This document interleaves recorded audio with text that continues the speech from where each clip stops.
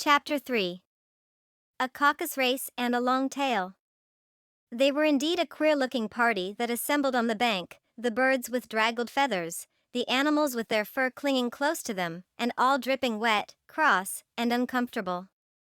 The first question of course was, how to get dry again. They had a consultation about this, and after a few minutes it seemed quite natural to Alice to find herself talking familiarly with them, as if she had known them all her life.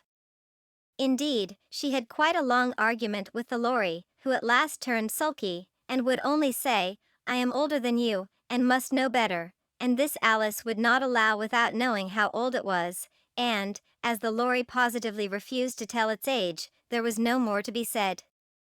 At last the mouse, who seemed to be a person of authority among them, called out, "Sit down, all of you, and listen to me. I'll soon make you dry enough." They all sat down at once, in a large ring, with the mouse in the middle. Alice kept her eyes anxiously fixed on it, for she felt sure she would catch a bad cold if she did not get dry very soon. "Ahem," said the mouse with an important air, "are you all ready? This is the driest thing I know. Silence all round, if you please." William the Conqueror, whose cause was favored by the Pope, was soon submitted to by the English, who wanted leaders, and had been of late much accustomed to usurpation and conquest. Edwin and Morcar, the Earls of Mercia and Northumbria? "Ugh," said the lorry, with a shiver. "I beg your pardon," said the mouse, frowning, but very politely, "did you speak?" "Not I," said the lorry hastily. "I thought you did," said the mouse. "I proceed. Edwin and Morcar, the Earls of Mercia and Northumbria, declared for him, and even Stigand, the patriotic Archbishop of Canterbury, found it advisable." "Found what?" said the duck. "Found it," the mouse replied rather crossly, "of course you know what it means." "I know what it means well enough. When I find a thing," said the duck, "it's generally a frog or a worm. The question is, what did the Archbishop find?"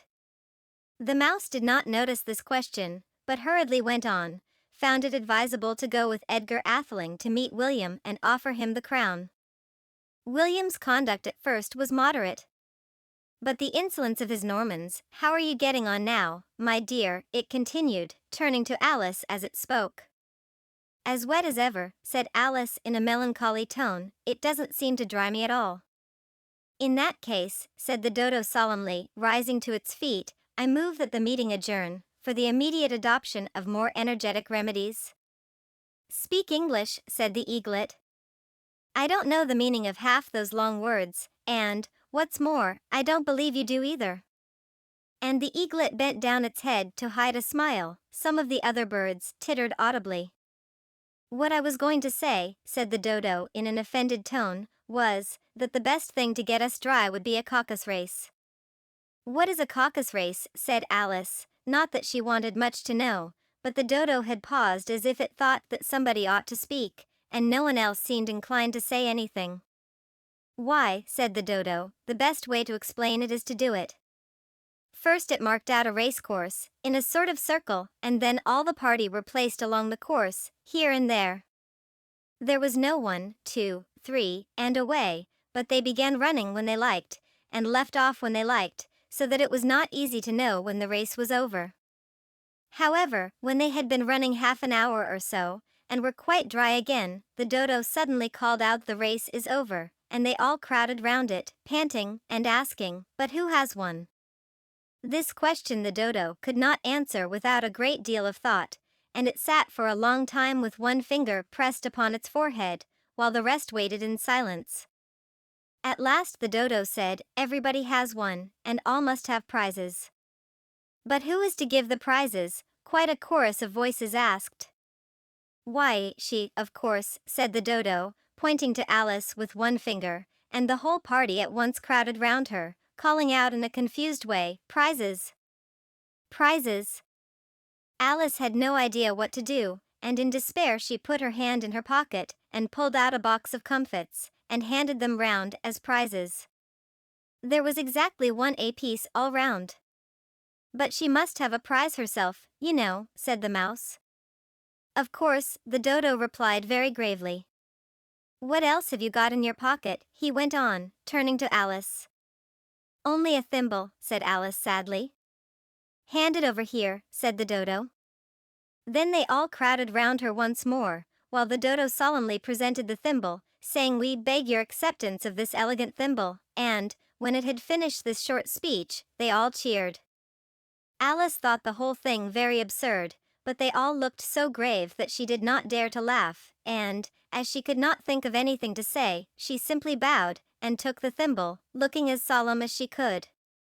The next thing was to eat the comfits. This caused some noise and confusion, as the large birds complained that they could not taste theirs, and the small ones choked and had to be patted on the back. However, it was over at last, and they sat down again in a ring, and begged the mouse to tell them something more. "You promised to tell me your history, you know," said Alice, "and why it is you hate S.E.N.D., she added in a whisper, half afraid that it would be offended again. "Mine is a long and a sad tale," said the mouse, turning to Alice, and sighing. "It is a long tale, certainly," said Alice, looking down with wonder at the mouse's tail, "but why do you call it sad?" And she kept on puzzling about it while the mouse was speaking, so that her idea of the tale was something like this. Fury said to a mouse that he met in the house. "Let us both go to law. I will prosecute you. Come.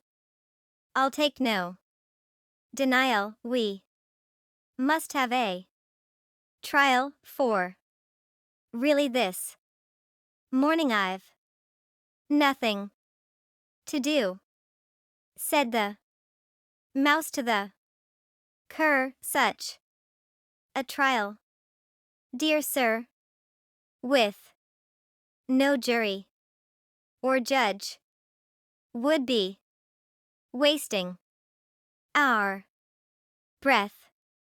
I'll be judge, I'll be jury," said cunning old Fury. "I'll try the whole cause and condemn you to death." "You are not attending," said the mouse to Alice severely. "What are you thinking of?" "I beg your pardon," said Alice very humbly, "you had got to the fifth bend, I think?" "I had not," cried the mouse, sharply and very angrily. "A knot," said Alice, always ready to make herself useful, and looking anxiously about her. "Oh, do let me help to undo it." "I shall do nothing of the sort," said the mouse, getting up and walking away. "You insult me by talking such nonsense." "I didn't mean it," pleaded poor Alice. "But you're so easily offended, you know." The mouse only growled in reply. "Please come back and finish your story." Alice called after it, and the others all joined in chorus, "Yes, please do," but the mouse only shook its head impatiently, and walked a little quicker. "What a pity it wouldn't stay," sighed the lorry, as soon as it was quite out of sight, and an old crab took the opportunity of saying to her daughter, "Ah, my dear, let this be a lesson to you never to lose your temper." "Hold your tongue, ma," said the young crab, a little snappishly. "You're enough to try the patience of an oyster." "I wish I had our Dinah here, I know I do," said Alice aloud, addressing nobody in particular. "She'd soon fetch it back." "And who is Dinah, if I might venture to ask the question?" said the lorry. Alice replied eagerly, for she was always ready to talk about her pet. "Dinah's our cat. And she's such a capital one for catching mice you can't think. And oh, I wish you could see her after the birds. Why, she'll eat a little bird as soon as look at it." This speech caused a remarkable sensation among the party. Some of the birds hurried off at once. One old magpie began wrapping itself up very carefully, remarking, "I really must be getting home. The night air doesn't suit my throat," and a canary called out in a trembling voice to its children, "Come away, my dears. It's high time you were all in bed." On various pretexts they all moved off, and Alice was soon left alone. I wish I hadn't mentioned Dinah, she said to herself in a melancholy tone. Nobody seems to like her, down here, and I'm sure she's the best cat in the world. Oh, my dear Dinah. I wonder if I shall ever see you anymore. And here poor Alice began to cry again, for she felt very lonely and low-spirited.